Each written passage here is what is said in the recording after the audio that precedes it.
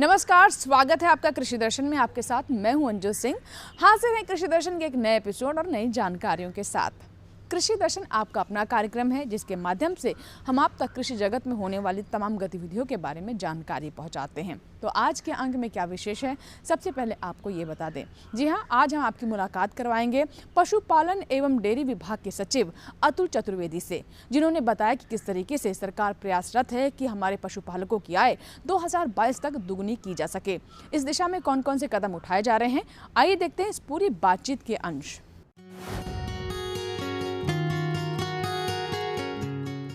प्रधानमंत्री नरेंद्र मोदी जी का सपना है कि 2022 तक किसानों की आय डबल करना है।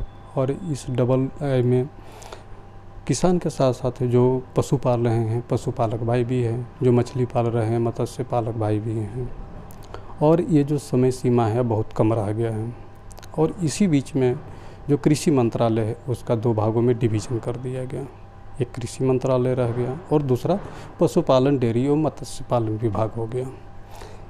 और अब पशुपालकों की आय कैसे डबल हो सकता है, कैसे समृद्धि आ सकता है और पशुपालन विभाग में क्या चल रहा है, इसी मुद्दों पर बात करने के लिए आज मेरे साथ हैं अतुल चतुर्वेदी जी, जो पशुपालन डेयरी विभाग के सेक्रेटरी सचिव हैं। सर बहुत बहुत स्वागत है। सर समय बहुत कम रह गया है, डिपार्टमेंट भी नया है, इसको किस रूप में सर आप देख रहे हैं?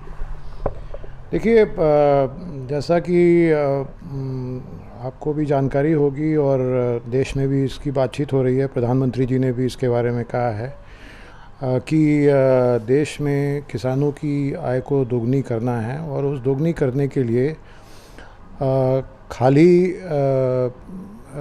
क्रॉप कल्टीवेशन से या खेती से वो खाली काम संभव नहीं हो पाएगा। उसके साथ साथ हमको लाइव स्टॉक सेक्टर का और फिशरी सेक्टर का और फॉरेस्ट्री सेक्टर का भी उतना ही ध्यान रखना पड़ेगा, क्योंकि ये सब उसमें कंट्रीब्यूट करेंगे। और इसमें देखिए, जो लाइव स्टॉक सेक्टर है उसका बहुत बड़ा योगदान है, क्योंकि आज की तारीख में जो हम लोग का जो कंपाउंड एनुअल ग्रोथ रेट है पिछले 5 सालों का, वो करीब 8% के आसपास है। और मैन्युफैक्चरिंग का भी इसी के आसपास है और सर्विस सेक्टर का भी इसी के आसपास है। तो जब कोई एक सेक्टर 8% की ग्रोथ रेट पे पिछले 5 साल से अगर ग्रो कर रहा है और इसका कंट्रीब्यूशन जो ग्रॉस वैल्यू एडिशन में दिन प्रतिदिन बढ़ता जा रहा है, हर साल उसके जो आंकड़े निकल के आते हैं एनएसओ के द्वारा, उसमें उसका कंट्रीब्यूशन बढ़ रहा है। इनफैक्ट जो अभी लेटेस्ट जो आंकड़े निकले थे एनएसओ के, उसमें भी कहा गया था कि जो टोटल कंट्रीब्यूशन है जीवीए में एग्रीकल्चर और अलाइड सेक्टर का, जिसमें कि फॉरेस्ट्री भी इंक्लूडेड है और फिशरी भी इंक्लूडेड है, उसमें करीब योगदान जो है 56% उसमें एग्रीकल्चर का है। उस टोटल 2.9% में या 2.8% का आंकड़ा था जीवीए का कंट्रीब्यूशन का। तो उसमें 56% जो है वो क्रॉप सेक्टर से है, जिसमें कि हॉर्टिकल्चर भी इंक्लूडेड है। और 30% जो है वो खाली लाइव स्टॉक सेक्टर से है। और 14% जो है वो फॉरेस्ट्री और फिशरी से है। जहाँ तक कंट्रीब्यूशन है लाइव स्टॉक सेक्टर का, वो एग्रीकल्चर का जितना कंट्रीब्यूशन है उससे आधे से ज़्यादा कंट्रीब्यूशन लाइव स्टॉक सेक्टर का है। तो इन सब आंकड़ों से यही निकल के आता है कि अगर हम लोग फोकस लाइव स्टॉक सेक्टर के ऊपर भी करेंगे, साथ साथ एग्रीकल्चर क्रॉप सेक्टर के साथ साथ या हॉर्टिकल्चर के साथ साथ, तो हमारे देश में किसानों की आय को दोगुना करने में बहुत ज़्यादा समय नहीं लगेगा। बजट की बात करते हैं सर, आपको क्या लगता है कि पशुपालकों की आय डबल करने में, किसानों की आय डबल करने में कितना मददगार साबित हो सकता है? देखिए, जैसा कि आपने देखा होगा कि जो फाइनेंस मिनिस्टर ने बजट जो प्रेजेंट किया था, उसमें कितना फोकस रखा गया है एग्रीकल्चर और लाइव स्टॉक सेक्टर का और फिशरी सेक्टर का। तो उसमें उन्होंने एक एक करके कई सारे पॉइंट्स मेंशन किए थे। उसमें बहुत ज़्यादा इम्पॉर्टेंट फैक्टर जो हमारे सेक्टर के लिए उन्होंने अनाउंस किया था, उसमें जैसे कि अगर आपको पशुधन के द्वारा अगर किसानों की आय को बढ़ाना है, तो उसमें सबसे ज़्यादा इम्पॉर्टेंट चीज़ होती है कि इनपुट कॉस्ट को किस तरह से कम किया जाए। कॉस्ट ऑफ प्रोडक्शन को कैसे कॉम्पिटिटिव बनाया जाए। तो उसमें 3 फैक्टर प्राइमरली आते हैं, जो कि है सबसे पहला फैक्टर जो है वो है आपका कि जो पशु हैं उनको कोई रोग ना लगे, रोग उनसे दूर रहें। तो उसके लिए एफएम ने जो कहा कि हम लोग जो प्रोग्राम जो प्रधानमंत्री जी ने सितंबर 2019 में मथुरा से लॉन्च किया था, जिसमें कि उन्होंने एफएमडी और ब्रूसेलोसिस प्रोग्राम को लॉन्च किया था देश भर में, जिसमें कि हम लोग 100% सेंट्रल असिस्टेंस से सारे पशुओं को, करीब 56 करोड़ से ज़्यादा पशुओं को 5 स्पीसीज़ के जो हैं, जिसमें कि गाय, भैंस, भेड़, बकरी, सुअर, ये सारे जानवर मिला के 56 करोड़ पशुओं को हम 100% सेंट्रल असिस्टेंस से साल में 2 बार वैक्सीनेशन करेंगे। तो आप समझ लीजिए कि कितना बड़ा कार्यक्रम है ये। वर्ल्ड में, मतलब विश्व में इससे बड़ा कार्यक्रम आज तक मनुष्यों में या पशुओं में किसी में आज तक इस तरह का प्रोग्राम आज तक किसी सरकार ने 100% सेंट्रल गवर्नमेंट के असिस्टेंस से नहीं चलाया है। तो ये एक तो ये प्रोग्राम उन्होंने अनाउंस किया, जिससे कि इनपुट में इफ़ेक्ट पड़ेगा, क्योंकि आपके पशुओं को अगर हम रोग नहीं लगने देंगे तो उनकी प्रोडक्टिविटी बढ़ेगी। साथ साथ उन्होंने पीपीआर बोल के एक और वैक्सीनेशन प्रोग्राम के बारे में अनाउंसमेंट किया, जिसके अंतर्गत हम गोट जो है उसमें ये वैक्सीन लगता है, जिससे कि उसमें वो बीमारी नहीं होती, उससे उसकी प्रोडक्टिविटी बढ़ती है। तो पहला फैक्टर तो हो गया आपका कि हम एनिमल को डिजीज़ फ्री कैसे रखें, उसके लिए क्या हमें काम करने की ज़रूरत है। दूसरा काम है कि ब्रीड इम्प्रूवमेंट करना है। तो ब्रीड इम्प्रूवमेंट के लिए बहुत ही ज़रूरी है कि हम जो हमारे लो प्रोडक्टिविटी के एनिमल हैं उनको हम हाई प्रोडक्टिविटी बुल के साथ, हाईली प्रोडक्टिव बुल के साथ आर्टिफिशियली इंसेमिनेट करें। तो आर्टिफिशियल इंसेमिनेशन के बारे में फाइनेंस मिनिस्टर ने कहा कि हम उसको, जो आज की तारीख में 30% है, उसको हम 70% लेके जाना चाहते हैं अगले 4 सालों में। तो 70% ले जाने के लिए ब्रीड इम्प्रूवमेंट का काम जो हमें करना है वो एक अगेन कंट्रीब्यूट करेगा कि इनपुट की कॉस्ट में कमी आए और कॉम्पिटिटिवनेस, आपके प्रोडक्ट जो प्रोड्यूस है उसकी कॉस्ट की कॉम्पिटिटिवनेस बढ़े। तीसरा जो कार्यक्रम है वो है कि कैसे हम अपने पशुओं को न्यूट्रिशन ऐसा दे सकें जो कि लो कॉस्ट हो और हाईली न्यूट्रिशियस हो। तो उसके लिए उन्होंने जो कार्यक्रम अनाउंस किया वो कार्यक्रम है आपका कि मनरेगा में जो हम लोग फॉडर कल्टीवेशन को एक एलिजिबल एक्टिविटी बना के और पूरे देश भर में मनरेगा के थ्रू फॉडर कल्टीवेशन करवाएंगे। तो ये तीनों चीज़ें जब होंगी तो इन तीनों चीज़ों से इनपुट की कॉस्ट में कमी आएगी, कॉस्ट कॉम्पिटिटिवनेस बढ़ेगी, और जो वो प्रोड्यूस निकल के आएगा उसके बाद, तो हम सोचते हैं कि मिल्क की प्रोडक्टिविटी डबल हो जाएगी कम से कम। तो अकॉर्डिंगली एफएम ने अनाउंस किया कि आपको मिल्क की प्रोसेसिंग कैपेसिटी जो आज की तारीख में है जितनी, उसको हम लोग डबल करेंगे। तो वो भी एक अनाउंसमेंट बजट में हुआ। तो उससे क्या होगा कि जो प्रोड्यूस निकल के आएंगे उसको प्रोसेस और वैल्यू एडिशन करने के लिए जो सपोर्ट चाहिए सरकार की तरफ से या जो हमको इन्वेस्टमेंट चाहिए सरकार की तरफ से, वो भी इस बजट में अनाउंस किया गया। तो इस तरह से एक चौतरफा अप्रोच जो है, जिससे कि हम 360 डिग्री अप्रोच जिसको बोलते हैं, उससे इस सेक्टर को किस तरह से इम्प्रूव करना है और किस तरह से प्रोडक्शन को कॉम्पिटिटिव करना है, कॉस्ट ऑफ प्रोडक्शन को डाउन करना है, मार्जिन ऑफ प्रॉफिट फार्मर का बढ़ाना है, जिससे कि अगर कॉस्ट कम होगी तो प्रॉफिट मार्जिन बढ़ेंगे फार्मर के, और प्रॉफिट मार्जिन बढ़ेंगे तो उसकी आय दोगुनी तीन गुनी होगी।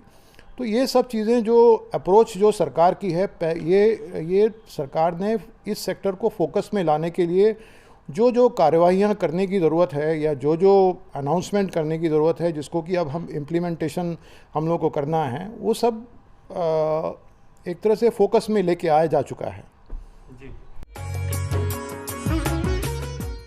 तो अभी आपने बातचीत के अंश सुने और जाना कि किस तरीके से पशुपालकों की आय में वृद्धि के लिए सरकार अलग अलग स्तर पर प्रयास कर रही है। इसी के साथ ही वक्त है छोटे से ब्रेक का। ब्रेक के बाद जब वापस आएंगे तो इस बातचीत के कुछ और अंश दिखाएंगे, कहीं मत जाइएगा, देखते रहें कृषि दर्शन। ब्रेक के बाद कृषि दर्शन में एक बार फिर आपका स्वागत है। आज के अंक में हम आपको दिखा रहे हैं विशेष बातचीत पशुपालन एवं डेयरी विभाग के सचिव अतुल चतुर्वेदी से, जिन्होंने ब्रेक से पहले हमें बताया कि पशुपालकों की आय 2022 तक दुगना करने के लिए सरकार अलग अलग स्तर पर प्रयास कर रही है। लेकिन हम ये भी जानते हैं कि हमारे पशुपालकों की एक बड़ी समस्या होती है पशुओं में लगने वाली बीमारी। आइए जानते हैं कि इसको लेकर हमें क्या जानकारी दी अतुल चतुर्वेदी ने, किस तरीके से टीकाकरण को लेकर सरकार गंभीर है और किसानों पशुपालकों तक इसे पहुंचाने के लिए लगातार प्रयास किए जा रहे हैं। आइए देखते हैं।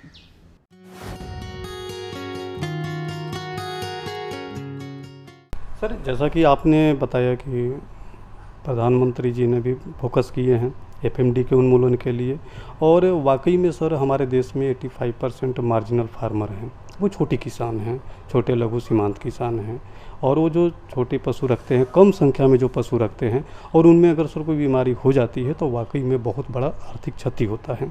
सर, आपके नज़र में कौन कौन सी बीमारी है और उसको किस रूप में आप सर निदान करने की प्रयास कर रहे हैं?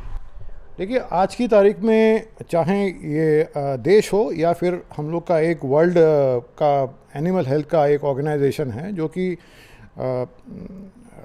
मनुष्यों में जिसको WHO बोलते हैं, यहाँ पे उसको OIE बोलते हैं, इसका हेडक्वार्टर पेरिस में है। और इन सब में जो वर्ल्ड में और हमारे देश में सबसे ज़्यादा फोकस में जो बीमारियाँ हैं आज की तारीख में जिनको कि दूर करने की ज़रूरत है, उसमें एक बीमारी है FMD, दूसरी बीमारी है PPR, तीसरी बीमारी है क्लासिकल स्वाइन फीवर और चौथी बीमारी है रेबीज़, जो पशुओं में होती है। और पशुओं में अगर इस बीमारी को हम लोग दूर कर सकते हैं तो उससे पशुओं की उत्पादकता बढ़ती है।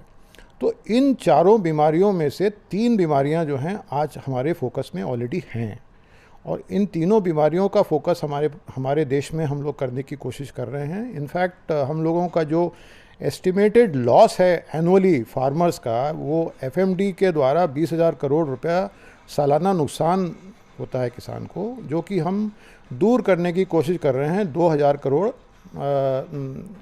या 2,200 करोड़ के करीब सालाना उसके ऊपर में खर्च करके। तो अगर 2,000 करोड़ खर्च करके सरकार की तरफ से हम किसानों का 20,000 करोड़ रुपया सालाना अगर बचा सकते हैं तो ये एक तरह से विन विन है सरकार के लिए भी और फार्मर के लिए भी। तो इसी तरह से हम लोग ये फोकस में एक सारे प्रोग्राम्स को अब लेके आ रहे हैं, और इन सब प्रोग्राम्स में हम सारे पशुओं को जिसमें कि वो बीमारियां हो सकती हैं उनको दूर करने के लिए जो वैक्सीनेशन का कार्यक्रम है उसको हम लोग चला रहे हैं। सर, दूध में वाकई में हम पूरे विश्व लेवल पर हैं, लेकिन अगर हम इंडिया की सर बात करते हैं तो कुछ प्रांत में उन्नत नस्ल के पशु हैं और दुधारू पशु है, ज़्यादा मात्रा में दूध देती हैं। लेकिन कुछ अगर हम और स्टेट की बात करते हैं तो वहाँ पर सर इस नस्ल के पशु नहीं हैं। वहाँ पर जो दूध उत्पादन है, उन्नत नस्ल के पशु रखने की जो बात है सर, वहाँ पर किस तरह से सुधार कार्य कर रहे हैं?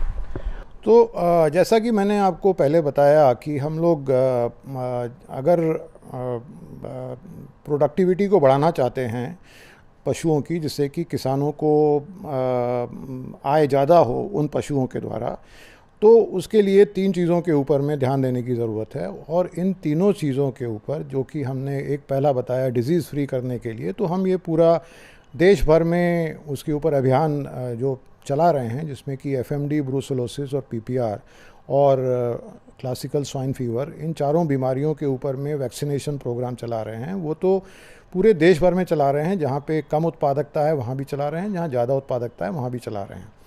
दूसरा है जो आर्टिफिशियल इंसेमिनेशन का प्रोग्राम है, जिससे कि ब्रीड इम्प्रूवमेंट करना है। तो जहाँ पे कम उत्पादकता वाले जो पशु हैं उनकी उत्पादकता को बढ़ाने के लिए उनको high productive grade merit bull जो हैं, जो हाईली प्रोडक्टिव बुल्स होते हैं, उनके द्वारा उनको क्रॉस करा के उनके सीमेन का प्रयोग करके आर्टिफिशियल इंसेमिनेशन कराएंगे। और ये आर्टिफिशियल इंसेमिनेशन की दर जो आज की तारीख में पूरे देश में 30% है, इसको हम 70% तक लेके जाना चाहते हैं। तो उससे प्रोडक्टिविटी बढ़ेगी, ब्रीड का इम्प्रूवमेंट होगा। जो दूध आज की तारीख में गाय 3 लीटर देती है, वो अगर उसको आप एक हाई ग्रेड बुल के साथ में अगर आर्टिफिशियली इंसेमिनेशन उसका होगा तो उसकी उत्पादकता दोगुनी हो सकती है। तो ये ब्रीड इम्प्रूवमेंट का काम है। और तीसरा प्रोग्राम है जो हमारा, जिसमें कि हम जो जो फॉडर अवेलेबिलिटी है, उस फॉडर अवेलेबिलिटी को लो कॉस्ट पे फार्मर्स को अवेलेबल कराना चाहते हैं। ये प्रोग्राम भी हम देशव्यापी प्रोग्राम चला रहे हैं और इन तीनों कार्यक्रमों से जिन स्टेट्स में या जिन प्रांतों में आज की तारीख में कम उत्पादकता वाले पशु हैं, उनकी उत्पादकता बढ़ेगी और वहाँ पे जो किसान हैं उनका जो प्रॉफिट मार्जिन है वो भी बढ़ेगा, क्योंकि अगर कॉस्ट ऑफ प्रोडक्शन को हम लोग कम करेंगे तो उनको उन उत्पादों का दाम ज़्यादा मिलेगा और प्रॉफिट मार्जिन भी उनका बढ़ेगा। तो आपने जाना कि एफएमडी कितनी बड़ी समस्या है पशुओं में और इसको लेकर सरकार काफ़ी गंभीर भी है, क्योंकि पशुओं के नुकसान होने पर किसानों को अच्छा खासा नुकसान झेलना पड़ता है। इसी के साथ ही वक्त एक छोटे से ब्रेक के बाद इस बातचीत के कुछ और अंश आप तक पहुंचाएंगे। कहीं मत जाइएगा, देखते रहें कृषि दर्शन। ब्रेक के बाद कृषि दर्शन में एक बार फिर आपका स्वागत है। आज हम आपको विशेष बातचीत दिखा रहे हैं पशुपालन एवं डेयरी विभाग के सचिव अतुल चतुर्वेदी से, जिन्होंने बताया कि किस तरीके से खुरपका और मुंहपका को लेकर सरकार टीका अभियान चला रही है और आगे भी इस पर काफ़ी काम किया जा रहा है। लेकिन हमारे किसानों की एक समस्या ये भी है कि वो आगे बढ़कर कुछ नया करने से संकोच करते हैं। उन्होंने बताया कि कैसे हमारे पशुपालक दुग्ध यूनिट लगाकर ज़्यादा से ज़्यादा कमाई कर सकते हैं, यानी प्रोसेसिंग अपनाकर वो कैसे अपने इनकम में इजाफा कर सकते हैं। आइए सुनते इस बातचीत के कुछ और अंश।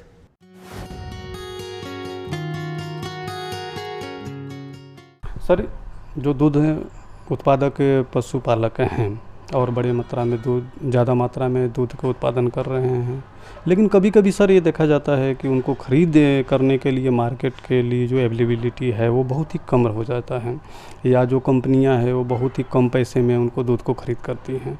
तो क्या सर फूड प्रोसेसिंग की तरफ भी कुछ आप ध्यान दे रहे हैं या इसके लिए कुछ अलग से कुछ फंडिंग की व्यवस्था कर रहे हैं? तो इसके लिए जैसे मैंने आपको अभी बताया कि जो फाइनेंस मिनिस्टर ने अनाउंस किया था बजट स्पीच में कि हम प्रोसेसिंग और वैल्यू एडिशन की जो कैपेसिटी है इसको डबल करेंगे। तो ये एक उसी और एक हम लोग का कदम है जिसमें कि हम लोग प्रोसेसिंग की कैपेसिटी को अगर डबल करेंगे तो ऑब्वियसली जो दूध उत्पादक है या जो लाइव स्टॉक फार्मर है उसको अपने दूध के लिए एक मार्केट मिलेगा, क्योंकि आज की तारीख में जितनी हमारी प्रोसेसिंग की कैपेसिटी है वो सफिशिएंट नहीं है कि जितना दूध हमारा उत्पाद हो रहा है उसको हम लोग प्रोसेस कर सकें। तो ऑब्वियसली जब उतनी फैसिलिटी नहीं होने से वो दूध फिर दूधिया को बेचता है या मिडलमैन को बेचता है और कम दाम में बेचता है। तो अगर हमारी ये प्रोसेसिंग की कैपेसिटी हम प्राइवेट सेक्टर और कोऑपरेटिव सेक्टर में बढ़ा सकते हैं तो वो फिर दूध जाके उन सेंटरों में देगा जहाँ पे उसको दूध का सही दाम मिलेगा। उसके साथ साथ हम लोगों ने एक और कैंपेन पिछले साल शुरुआत करी थी जिसको कि क्वालिटी मिल्क कैंपेन बोलते हैं, जिसमें कि हम लोग जहाँ पे दूध कलेक्ट किया जा रहा है, डेयरी कोऑपरेटिव सोसाइटी हुई या मिल्क यूनियन हुई या मिल्क फेडरेशन हुई, तो वहाँ पे उसको टेस्ट करने के लिए जो इक्विपमेंट्स की ज़रूरत है वो इक्विपमेंट भी हम सरकार की तरफ से इन कोऑपरेटिव सोसाइटीज़ को और फार्मर प्रोड्यूसर ऑर्गेनाइजेशन को बांट रहे हैं और इसको और बढ़ाएंगे इस प्रोग्राम को भी इस साल में हम लोग। तो उससे क्या होगा कि क्वालिटी मिल्क का टेस्ट होगा और दूसरा उसके साथ साथ जो दूध उत्पादक है या लाइव स्टॉक फार्मर है उसको अपने दूध का सही दाम मिलेगा, क्योंकि प्रोसेसिंग कैपेसिटी बढ़ेगी तो ऑब्वियसली वो मार्केट में कलेक्ट करने के लिए दूध को जाएंगे। सर आप बिल्कुल सही आपने बताया कि क्वालिटी मिल्क के लिए, और वाकई में सर अभी जिस तरह से जलवायु परिवर्तन हो रहा है, अनेक तरह की बीमारियां हो रही हैं, तो लोगों को एक अच्छा न्यूट्रिशियस फूड की भी आवश्यकता है, क्वालिटी मिल्क की आवश्यकता है। लेकिन सर बार बार ये सवाल उठता है कि जो पशुपालक भाई दूध देते हैं या जिनके पास में पशु नहीं है और दूध को परचेज करते हैं, उनको अच्छा दूध, गुणवत्तापूर्ण दूध नहीं मिल पाता है और उसमें मिलावट की संभावना ज़्यादा देखी जाती है। ऐसा सवाल उठता है सर बार बार। क्या इसके लिए कुछ रोकथाम के लिए आप उपाय कर रहे हैं? तो क्वालिटी मिल्क कैंपेन जो हम लोग चला रहे हैं वो इसी डायरेक्शन में एक हम लोग का स्टेप है, जिसमें कि मैंने बताया आपको कि डेयरी कोऑपरेटिव सोसाइटीज़ और मिल्क प्रोड्यूसर्स ऑर्गेनाइजेशंस को हम ये इक्विपमेंट्स वगैरह अवेलेबल करा रहे हैं। वो उसके साथ साथ दूसरी एक चीज़ हम लोग जैसे आगे बढ़ रहे हैं उसमें इसकी तरफ एक कदम है कि हम लोग जो अभी FMD का प्रोग्राम जो प्रधानमंत्री जी के द्वारा हमने लॉन्च करवाया था सितंबर में 2019 में, तो उसमें खाली हम लोग FMD के टीके ही नहीं लगा रहे हैं उन पशुओं को, साथ में उनको टैग कर रहे हैं। तो उनके कान में एक टैग लग रहा है और उस टैग पे एक बार कोडिंग है, एक यूनिक नंबर है। जैसे कि आपका आधार कार्ड एक होता है मनुष्यों का, इसी तरह पशुओं का एक आधार कार्ड है ये। तो ये पशु आधार का एक सिस्टम है और ये आधार कार्ड के साथ में हम इनको एक पोर्टल में उसके साथ साथ उनके डिटेल, उस पशु की क्या नस्ल है, वो किस माँ और किस बुल से पैदा हुआ है और उसमें कौन कौन से टीके लगाए गए हैं, अगर कोई बीमारी हुई है तो बीमारियों का निदान कैसे किया गया है, वो सारा रिकॉर्ड उस पोर्टल पे उस पशु के बारे में रहेगा। और अगर हम ये हमारे 56 करोड़ जो पशु हैं उन सबका अगर ये इस तरह का डिटेल आज से साल, 1.5 साल, 2 साल में अगर कंप्लीट हम लोग कर सकते हैं, तो उसके बाद क्या होगा कि प्रोडक्ट की ट्रेसिबिलिटी होगी।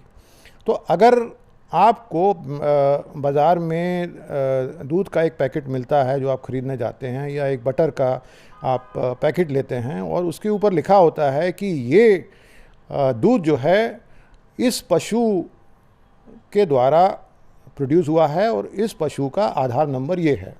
अब आप अपने जाते हैं घर में और आप जाके कंप्यूटर में उसको, उस पोर्टल में जाके उस नंबर को फीड करते हैं। एक नंबर है सिंपल सा 10 डिजिट का, वो नंबर आपने फीड किया तो आपको उस पशु की पूरी हिस्ट्री पता लग जाती है कि उसको कोई बीमारी हुई थी कि नहीं हुई थी, और या उसको अगर अच्छी नस्ल का है तो कौन सी नस्ल का है, उसको किस तरह का चारा दिया गया था, वो सब आप देख सकते हैं। तो ये हमारा आज से साल 2 साल में ये हमारा विज़न है कि हम इस तरह की ट्रेसिबिलिटी लाएं प्रोड्यूसर्स में, और इस तरह का एक लेटेस्ट टेक्नोलॉजी से, जैसे प्रधानमंत्री जी हमारे कहते रहते हैं कि लेटेस्ट टेक्नोलॉजी को यूज़ किया जाए, तो हम किस तरह से इसको ब्लॉकचेन टेक्नोलॉजी से और डिजिटल टेक्नोलॉजी से इसको हम ट्रेसिबिलिटी बिल्डअप करें। और ये ट्रेसिबिलिटी अगर बिल्डअप हो जाएगी तो ये विश्व में एक तरह का उदाहरण होगा, जिससे क्या होगा कि लोग कहेंगे कि साहब देखिए हमारे यहाँ का जो सामान है उसमें इतनी ज़्यादा ट्रांसपेरेंसी है कि आप जाके देख सकते हैं उस पशु से के बारे में पूरी हिस्ट्री। तो हमारे प्रोडक्ट की एक्सेप्टेबिलिटी वर्ल्ड में बढ़ेगी, हम अपना एक्सपोर्ट बढ़ा सकेंगे जो हमारे प्रोड्यूसर्स हैं उनका, और हमारी क्वालिटी विश्व में जानी जाएगी फिर। तो इस तरह की हमारी एक परिकल्पना है जो जिसकी शुरुआत हुई है सितंबर 2019 में। और अगर ये कार्यक्रम कंप्लीट हो जाता है, उसके बाद अगर हम ये ट्रेसिबिलिटी बिल्डअप कर देते हैं ब्लॉकचेन टेक्नोलॉजी के द्वारा, तो हमारी उत्पादकता ही नहीं बढ़ेगी बल्कि हमारी ट्रांसपेरेंसी और रिलायबिलिटी ऑफ हमारे जो प्रोडक्ट है वो भी बढ़ेगा। क्योंकि आज की तारीख में हमारे प्रोडक्ट जो हैं वो वर्ल्ड में एक्सेप्टेबल नहीं है, क्योंकि हमारे यहाँ बीमारियाँ हैं जो कि बीमारी हम लोग दूर करने का अब प्रयास कर रहे हैं, प्रयत्न कर रहे हैं। और ये बीमारियां अगर दूर हो जाएंगी, अगर हम अपनी ब्रीड्स को अच्छा ब्रीड बना सकेंगे और कॉस्ट ऑफ प्रोडक्शन को कम कर सकेंगे, फार्मर के प्रॉफिट मार्जिन को बढ़ा सकेंगे, और साथ में इस तरह की ट्रांसपेरेंसी अपने प्रोड्यूसर्स में कर सकेंगे, तो हम लोग मतलब वर्ल्ड के मिल्क सप्लायर और वर्ल्ड के मिल्क प्रोडक्ट के सप्लायर बन सकते हैं। जी सर, हमारे देश में अनेक तरह के पशु हैं, अनेक नस्ल के पशु हैं, और वही पशु सर विदेश में जाकर के, अगर हम खास तौर से बात करते हैं गिर नस्ल की, ब्राज़ील में जाकर के पूरा गिरलैंडो बन गया, क्या इस तरह से कुछ नस्ल है सर जो दुधारू वो अपने देश में पूरा एकीकृत हो सकता है क्या सर? देखिए, जो 2014 में जो कार्यक्रम जब मोदी जी की सरकार आई थी, तो एक कार्यक्रम शुरू किया गया था, राष्ट्रीय गोकुल मिशन।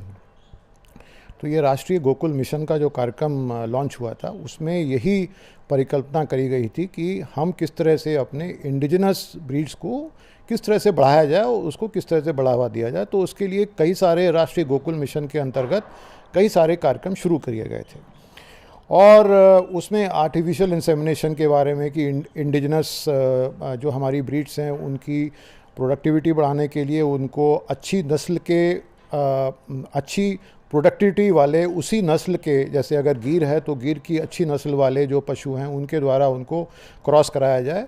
तो इस तरह की हम लोग इम्प्लीमेंटेशन कर रहे थे। उसके बाद में 2019 में हमारी लाइफ स्टॉक सेंसस हुई। तो 2019 में जो हमारी लाइफ स्टॉक सेंसस हुई तो उसमें पहली बार ये देखा गया कि जो इंडिजिनस पशु हैं फीमेल, जो कि एक्चुअली प्रोडक्टिविटी के लिए यूज़ होते हैं या जिनसे दूध निकाला जाता है या दूध के प्रोडक्ट्स वगैरह बनते हैं, उनकी जो संख्या है वो बढ़ी है। ये पहली बार देखा गया कि इंडिजिनस फीमेल पॉपुलेशन जो है कैटल और बफेलो में वो बढ़ी। तो ये दिखाता है कि हमने जो इंडिजिनस पशुओं को की ब्रीड को इम्प्रूव करने के लिए जो कार्यक्रम चलाया था उसका रिज़ल्ट भी सामने आ गया 5 साल के अंदर।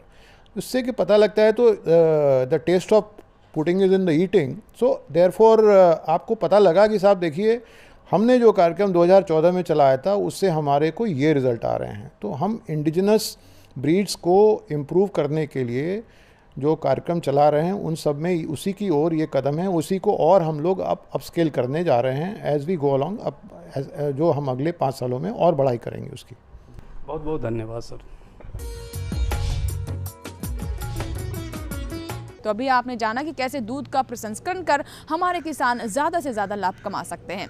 इसी के साथ ही आज के कृषि दर्शन में फिलहाल इतना ही। नए अंक में नई जानकारियों के साथ आपसे फिर होगी मुलाकात।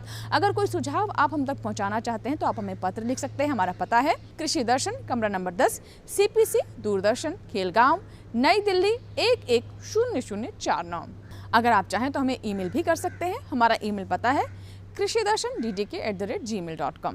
कृषि दर्शन के नए अंक में नई जानकारियों के साथ फिर होगी आपसे मुलाकात। लेकिन आप बने रहे दूरदर्शन किसान के साथ। नमस्कार।